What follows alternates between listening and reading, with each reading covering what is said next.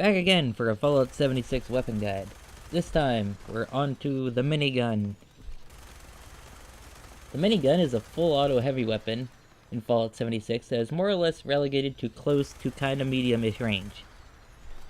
It holds 500 rounds standard of 5mm ammo, has a standard fire rate of 182, firing type is full auto, reload speed is around 4 seconds. Again, I didn't go into the files to go look at it, I just put it up against the timer. So for the attachments. The minigun has very weird attachments. It has very little attachments, to say. The barrels act as both the barrels and the receiver. So there are only 4 barrels to choose from. The standard, the accelerated, the tri-barrel, and the prime barrel, if you're into that kind of thing. Now, I tend to favor the accelerated barrel because of the increased rate of fire, and the fact that range doesn't really affect this gun too much, since you're going to mainly be using it at close to medium-ish range. Well, for the sights, you have one. Well, technically 2. You have none, or the gunner sight. The muzzle. There is 1 attachment. The shredder attachment, which does give you kind of a extra attack with the minigun, because it will add a shredding ability. However, I don't think it's really that necessary to put it on. So now onto the perk cards. I can only say what perk cards are my choice, as everybody uses a different type of build. So in strength is where you're going to get most of your perk cards. You know, these are all your main buffs and your side buffs. So you're going to need all the ranks of heavy gunner. You get 1, 2, 3 of heavy gunner. These will increase your damage output considerably. Bare arms will reduce the weight of the minigun. Lock and load will make heavy weapons reload faster. Bandolier will reduce the weight of your ammo, which allows you to carry more ammo. Bullet shield is another great perk to have, as it gives you damage resistance while firing a heavy weapon. In perception, there's very little that will kind of buff the minigun in perception.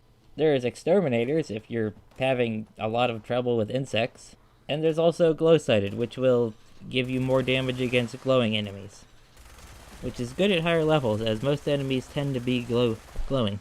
In endurance, there's really nothing at all that will help you in endurance buff the minigun's damage output. Charisma, there's actually a couple good cards in Charisma that will buff and side buff the minigun. Tenderizer will increase consecutive shot damage. It only does a little bit, but every little bit helps. Then there's suppressors. Normally I wouldn't recommend suppressors, but however, with the minigun, because you're doing a constant stream of damage, you can actually apply the suppressors perk constantly, so you're constantly reducing whatever enemy you're having trouble with damage. There's also strange in numbers. If you're in a group and have any of the mutations that will help the minigun, we will go over these later. Intelligence has some good buffs and side buffs for the minigun. Stabilized is a great buff for the minigun while wearing power armor. It increases accuracy and gives armor penetration. Both are great for any heavy weapon. Nerd Rage gives you a damage buff if you're one of those bloody builds. There is also Gunsmith if you find your weapon breaking too much. And Weapon Artisan, again if you find your weapon is breaking too fast. Agility. Agility has a couple cards that will actually help the damage output and buff the minigun. Mostly, there's Adrenaline. Adrenaline increases your damage output every time you kill an enemy. There's also Ammo Smith. Luck. Luck is pretty good when it comes to cards that will buff the minigun, both side and main buffs. Bloody Mess is an obvious one, increasing damage output as well as making enemies explode, which is always good. One Gun Army is another great perk, as it gives a stagger chance and limb damage. Really good with the minigun. Quick Hands is a kind of weird card to take. While it will instantly reload the minigun, Quick Hands only works whenever you've depleted the entire magazine, and with 500 shots, it's going to be a little while, even with the minigun, before you actually get to use this perk. There's also Luck of the Draw, which is also good if you don't want to repair your weapons as much. The next section is what legendary effects you should be looking for on a minigun. I'm going to divide each type of primary legendary into 4 different groups. Some legendary effects don't seem to be able to spawn on the minigun. These are double and quad, so they will not be included in any of the lists. Unless someone can show me a quad minigun, but I've never seen one. So the 4 classes are A class, B class, C class, and D class. A class is the best type of legendary. B classes are good, but they kind of need a good secondary in order to be really good. C class are just okay and kind of are too situational to be very good. And then there's D class, which are useless. So, the A class for the minigun. These are not in any particular order, these are just all A class. 2-shot. Executioners. Bloodied, Junkies, Vampires, Furious, Anti-Armor. Each of these are extremely good on a minigun, either increasing damage outright or adding to the DPS of the weapon. Vampires might not raise the DPS, but it does keep you alive extremely well on a minigun. It's basically constantly healing you. So, on to B class. Mutants and Suppressors. Now, Mutants is in B class because it's only a 10% buff. Combined with other legendary effects like increased rate of fire or explosive, Mutants can be an okay effect. And Suppressors. Now, usually I'd put Suppressors pretty low on a list, but since Minigun is attacking constantly, you're constantly applying suppressors. Combine that with the Suppressors perk, you can now basically endlessly reduce the enemy's damage. However, like Mutants, it needs a good secondary effect. C class. Berserkers, Hunters, Mutant Slayers, Troubleshooters, Exterminators, Zealots, Ghoul, and Ghoul Slayers. Now, Berserkers is in C class because while it does increase the damage, it lowers the damage while you're in armor. And since the minigun gets a lot of its buffs while being in power armor, Berserkers doesn't work for it.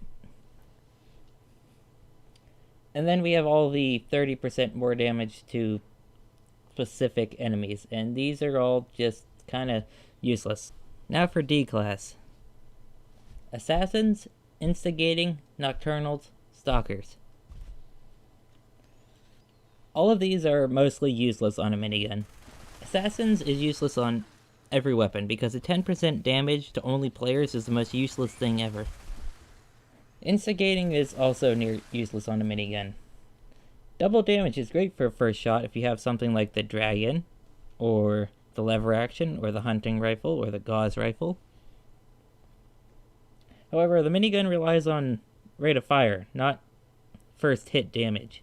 And then Nocturnals is also worthless on nearly every weapon because it is extremely situational and it is not a straight damage increase. Instead, it's a gradual damage increase at night and then lowers it during the day.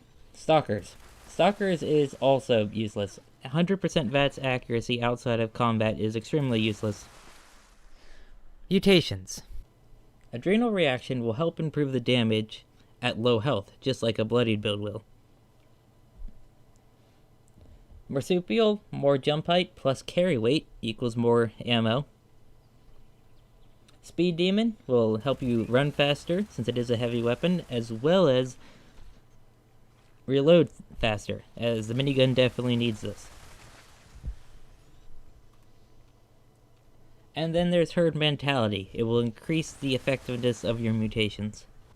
Finally, there's consumables. Food, drugs, and alcohol. Well, there's nothing really to go on for food since nothing increases straight damage. However, there is alcohol that will increase damage as well. Ballistic Block will increase damage by 50%, but you will have to deal with higher weapon degradation. And then there's also Wild Hoppy Hunters, IPA, which will give you a bonus damage to animals. Basically the effect of the Hunter's perk in a bottle. Drugs that will improve damage. Psycho, Psycho Buff, and Overdrive. These all just have straight up damage increases. There's also bobbleheads and magazines that can improve damage as well, but since these are so rare, I don't recommend going out and searching for them. So, the minigun is a staple of the Fallout franchise, and while still a viable choice in Fallout 76, it has so many contenders now in the full auto heavy weapon category that it's pushed farther and farther down the list. So I give the minigun a 3 out of 5. It's kind of in the middle of the road. It still has a high rate of fire from the past Fallouts, but it's still lacking in something compared to newer heavy weapons like the 50 cal. Alright, see you later.